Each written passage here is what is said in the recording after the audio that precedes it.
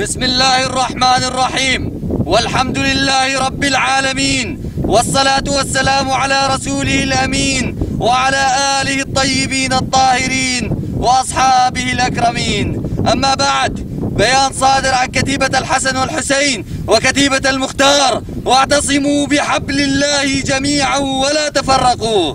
نعلن انضمام الكتيبتين، كتيبة الحسن والحسين وكتيبة المختار، للواء رمضان باشا شلاش في محافظتي دير الزور والرقة، وذلك لتوحيد الصف والكلمة، لنكون قوة أكبر في مواجهة عصابات الأسد المجرمة، وعهدا أن نستمر بالنضال والجهاد حتى آخر قطرة من دمنا، إعلاء لكلمة الله وتحقيق مطالب الشعب السوري بإسقاط النظام الجزار ونيل الحرية. فأما النصر أو الشهادة، وأتوجه بالشكر والتقدير لكل من وقف معنا بوجه الظلم وقدم لنا أي مساعدة مادية أو معنوية، ونخص بالشكر رابطة ثوار محافظة دير الزور بالكويت والأخ خالد طريف الشمري. وننوه بأن الممثل الوحيد لنا هو الشيخ تامر متعب شلاش حفظه الله، والله ولي التوفيق.